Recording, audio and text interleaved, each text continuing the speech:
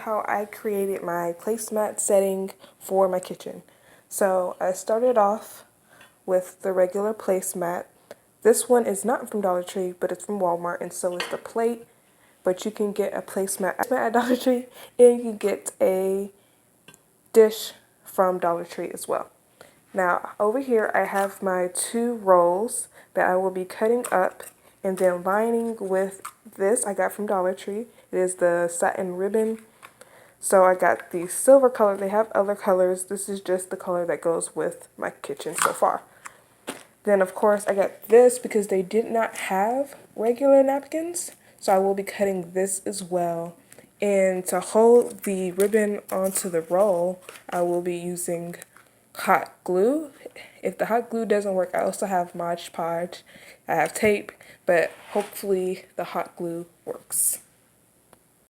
Cut my first roll, and I think that's all I'm going to need since I only have 2 placemats right now. I might create some just to have some extra for a guest or whatever, but I cut it into 3, and now I'm going, well, while the hot glue has heated up, I'm going to begin using this to wrap around it. So I'm just going to take my hot glue and place it all over here. Now these hot glue sticks that are in here you can get from the Dollar Tree. I got mine, however, from Walmart. You can get the hot glue gun from Walmart. You can get this exact one from Amazon, I believe, for about $8, $9. But the glue sticks you can definitely get from the Dollar Tree. So I'm just laying my glue down. And then I'm going to take the ribbon and I'm just going to press it on top of the glue. Like such.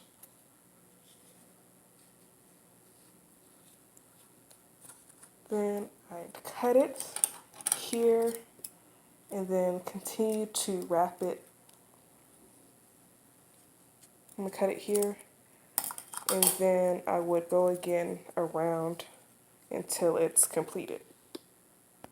Okay, I have finished wrapping it around, so that way it didn't hold. So what I'm doing instead is taking it around through the top, pulling it from underneath. So around through the top, pulling it from underneath, and then wrapping it over the bulging part. And that's how it's going to look. And then I'm going to, on the inside, hot glue it right into there. So I've already started my second one, and one thing I forgot to mention was you have to be quick when you are laying down the ribbon, because the glue dries really, really fast. So you will have a whole bunch of glue giving it a very bumpy texture if you have to keep adding more and more glue, because the glue does dry fast. So as you put the glue down, you have to lay the ribbon down next, or the glue will dry really, really fast, and you'll have to apply more glue, making the roll come out even bumpier. So now I have 2 of these guys here. Another way you could have done this is spray paint, which I might do later. You could spray paint so that the inside matches the silver. I do have some silver spray paint, so I might do that later.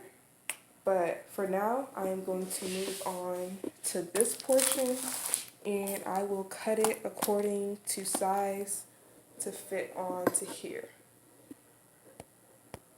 Okay, so this is really long. They have different colors, and they also have different shapes for some of them, I have noticed.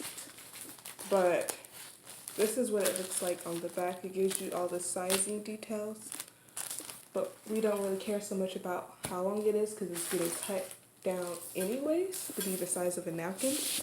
So I'm taking it, kept going along this line, and created the bigger So I used all of this to create the bigger square.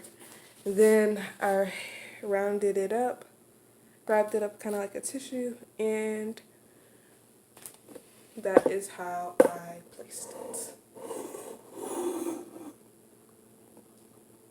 Okay, so this is the final product. I have decided to fold it also this way. This is a different way that you can fold the tablecloth into a napkin. You can fold it, just roll it up and place your ring, your napkin ring on top like that. Or you can do it the first way I had it, which was just fluff it out, throw the ring down as far as you can, and have it placed like that.